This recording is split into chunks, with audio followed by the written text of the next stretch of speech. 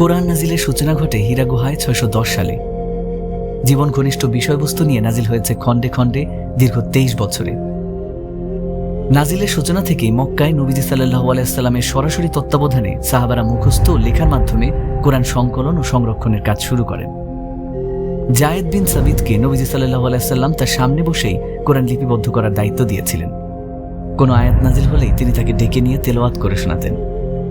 আয়াতটি কোন সূরার কোন আয়াতের আগে বা পরে কোথায় বসাতে হবে সে সম্পর্কে নির্দেশনা দিতেন। জায়েদ সেভাবে লিখে পুনরায় নবীজি সাল্লাল্লাহু আলাইহি সাল্লামকে পড়ে শোনাতেন। কোরআন তখন লেখা হতো পশুর চামড়া, পাথরখণ্ড, জন্তুর হাড় আর খেজুর পাতায়। বিভিন্ন পর্যায়ে ৪০-এর অধিক সাহাবা কোরআন লিপিবদ্ধ করার দায়িত্ব পালন করেছেন। রাসূলুল্লাহ সাল্লাল্লাহু আলাইহি সাল্লাম মদিনায় হিজরতের পর কোরআন চর্চার নতুন গতি লাভ করে। নবীজি সাল্লাল্লাহু আলাইহি সাল্লামের জীবদ্দশাতেই কোরআন মুখস্থ করেছেন এমন হাফেজের সংখ্যা হয়ে দাঁড়ায় কয়েক হাজার। এ সময় প্রায় ৬৫ জন সাহাবীর কাছে কোরআনের সব সূরা লিখিত আকারে ছিল, কেবল মসহাফ বা গ্রন্থাকারে তখনও লিপিবদ্ধ হয়নি। নবীজি সাল্লাল্লাহু আলাইহি সাল্লামের ওফাতের পরই আরবের বিভিন্ন এলাকায় ভণ্ড নবীর প্রাদুর্ভাব ঘটে। এদের বিদ্রোহ দমন করতে গিয়ে বহু হাফেজ শহীদ হন। তখন হযরত ওমর রাদিয়াল্লাহু তাআলা আনহুর পরামর্শে প্রথম খলিফা হযরত আবু বকর রাদিয়াল্লাহু তাআলা আনহু পবিত্র কোরআনকে একত্রে গ্রন্থাকারে সংকলনের উদ্যোগ নেন। রাসূলুল্লাহ সাল্লাল্লাহু আলাইহি ওয়াসাল্লামের সবচেয়ে ঘনিষ্ঠ কাতিব জায়েদ বিন সাবিতকে প্রধান করে একটি টিমকে এ কাজের দায়িত্ব দেওয়া হয়। খলিফার ফরমান অনুযায়ী সকলে নিজেদের কাছে থাকা কোরআনের লিখিত অংশ নিয়ে হাজির হন। জায়েদ একই সাথে হাফেজ ও কাতিব ছিলেন, তবুও তিনি কেবল নিজের স্মৃতির উপর নির্ভর করেননি। প্রতিটি আয়াতের সমর্থনে দুজন করে কাতিবের লেখার সাথে তা মিলিয়েছেন এবং সেই কাতিব যে নবীজি সাল্লাল্লাহু আলাইহি ওয়াসাল্লামের সামনে এই আয়াত লিপিবদ্ধ করেছেন তার সপক্ষে দুজন সাক্ষীর সাক্ষ্য গ্রহণ করেছেন। একই সাথে সেই আয়াত দুজন হাফেজ একইভাবে মুখস্থ করেছেন কিনা তাও যাচাই করেছেন। এভাবে কাগজে লিপিবদ্ধ করে শক্ত মলাট দিয়ে তা বাঁধাই করেছেন। মলাটবদ্ধ হওয়ায় এর নামকরণ করা হয়েছে মুসহাফ।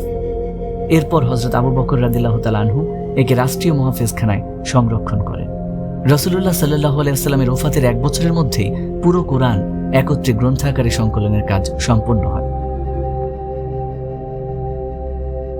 হযরত আবু বকর রাদিয়াল্লাহু তাআলা আনহুর পর ইসলামের দ্বিতীয় খলিফা হযরত ওমর রাদিয়াল্লাহু তাআলা আনহু এই মুসহাফ সংরক্ষণ করেন।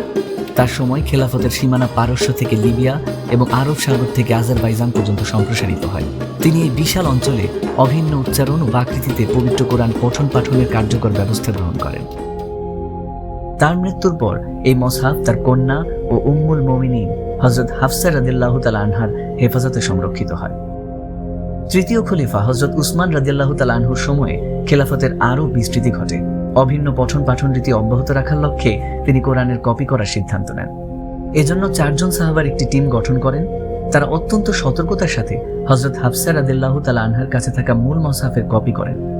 হযরত উসমান রাদিয়াল্লাহু তাআলা আনহু একটি কপি নিজের কাছে এবং একটি মদিনার মুহাফেজখানায় রেখে অবশিষ্ট কপিগুলো সত্যায়ন করে বিভিন্ন প্রদেশের শাসনকর্তাদের নিকট প্রেরণ করেন। আর মূল কপি ফেরত পাঠান হযরত হাফসা রাদিয়াল্লাহু তাআলা আনহার কাছে। হযরত উসমান রাদিয়াল্লাহু তাআলা আনহুর সময় কপি করা হয়েছিল বলে ইতিহাসে এই মুসহাফ পরিচিতি লাভ করে মুসহাফে উসমানী নামে।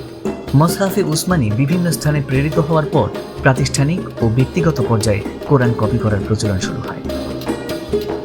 কোরআন মাজিদ এমন এক ধর্মগ্রন্থ যা তার মূল ভাষাকে ধরে রেখেছে এবং মূল ভাষাতেই পঠিত ও চর্চিত হচ্ছে। সেই ১১৪টি সূরা সম্বলিত একই কোরআন যা নাজিল হয়েছিল ১৪০০ বছর আগে।